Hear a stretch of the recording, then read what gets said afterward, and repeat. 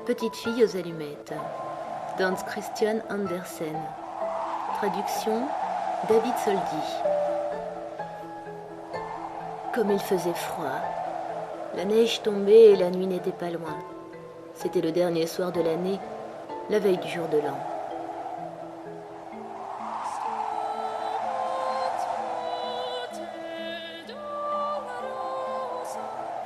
Au milieu de ce froid et de cette obscurité, une pauvre petite fille passa dans la rue, la tête et les pieds nus.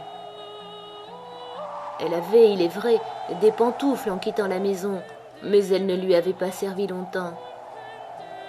C'étaient de grandes pantoufles que sa mère avait déjà usées, si grandes que la petite les perdait en se pressant de traverser la rue entre deux voitures.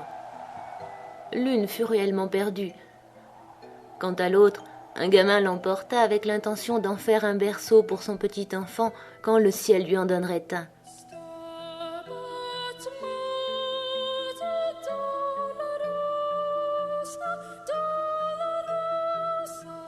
La petite fille cheminait avec ses petits pieds nus qui étaient rouges et bleus de froid. Elle avait dans son vieux tablier une grande quantité d'allumettes et elle portait à la main un paquet. C'était pour elle une mauvaise journée. Pas d'acheteur, donc pas le moindre sou. Elle avait bien faim et bien froid, bien misérable mine. Pauvre petite. Les flocons de neige tombaient dans ses longs cheveux blonds si gentiment bouclés autour de son cou. Mais songeait-elle seulement à ses cheveux bouclés? Les lumières brillaient aux fenêtres, les filets des rôtis s'exhalaient dans la rue. C'était la veille du jour de l'an. Voilà à quoi elle songeait. Elle s'assit et s'affaissa sur elle-même dans un coin entre deux maisons. Le froid la saisit de plus en plus, mais elle n'osait pas retourner chez elle. Elle rapportait ses allumettes et pas la plus petite pièce de monnaie. Son père la battrait, et du reste chez elle, est-ce qu'il ne faisait pas froid aussi? Il logeait sous le toit et le vent soufflait au travers, quoique les plus grandes fentes eussent été bouchées avec de la paille et des chiffons. Ses petites mains étaient presque mortes de froid. Hélas, qu'une petite allumette leur ferait du bien. Si elle osait en tirer une seule du paquet, la frotter sur le mur et réchauffer ses doigts. Elle en tira une. Comme elle éclata, comme elle brûla, c'était une flamme chaude et claire comme une petite chandelle quand elle la couvrit de sa main. Quelle lumière bizarre!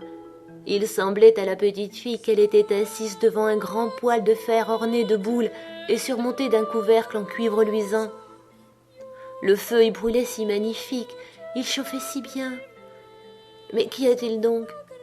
La petite étendait déjà ses pieds pour les chauffer aussi. La flamme s'éteignit, le poêle disparut. Elle était assise, un petit bout de l'allumette brûlée à la main. Elle en frotta une seconde qui brûla, qui brilla, et là où la lueur tomba sur le mur, il devint transparent comme une gaze. La petite pouvait voir jusque dans une chambre où la table était couverte d'une nappe blanche, éblouissante de fine porcelaine, et sur laquelle une oie rôtie, farcie de pruneaux et de pommes, fumait avec un parfum délicieux. Oh, surprise! Oh, bonheur!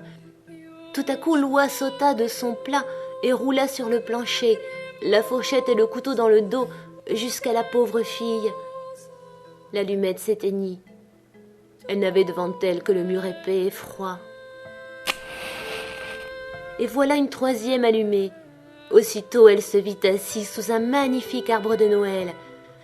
Il était plus riche et plus grand encore que celui qu'elle avait vu à la Noël dernière à travers la porte vitrée chez le riche marchand.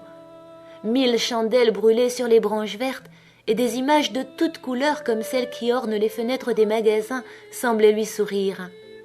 La petite éleva les deux mains, l'allumette s'éteignit. Toutes les chandelles de Noël montaient et montaient, et elle s'aperçut alors que ce n'étaient que les étoiles. Une d'elles tomba et traça une longue raie de feu dans le ciel. « C'est quelqu'un qui meurt ?» se dit la petite, car sa vieille grand-mère, qui seule avait été bonne pour elle, mais qui n'était plus là, lui répétait souvent Lorsqu'une étoile tombe, c'est qu'une âme monte à Dieu. Elle frotta encore une allumette sur le mur. Il se fit une grande lumière au milieu de laquelle était la grand-mère debout, avec un air si doux, si radieux. « Grand-mère !» s'écria la petite. « Emmenez-moi !» Lorsque l'allumette s'éteindra, je sais que tu n'y seras plus. Tu disparaîtras comme le poêle de fer, comme l'oie rôtie, comme le bel arbre de Noël.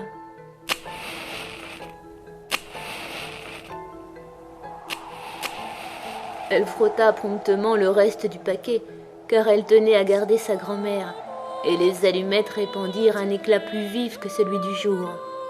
Jamais la grand-mère n'avait été si grande ni si belle. Elle prit la petite fille sur son bras, et toutes les deux s'envolèrent joyeuses au milieu de ce rayonnement si haut, qu'il n'y avait plus ni froid, ni faim, ni angoisse. Elles étaient chez Dieu. Mais dans le coin, entre deux maisons, était assise, quand vint la froide matinée, la petite fille, les joues toutes rouges, le sourire sur la bouche, morte de froid, le dernier soir de l'année.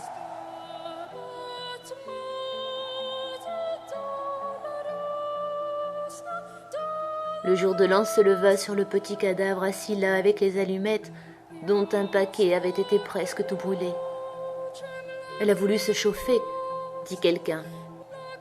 Tout le monde ignora les belles choses qu'elle avait vues, et au milieu de quelle splendeur elle était entrée avec sa vieille grand-mère dans la nouvelle année.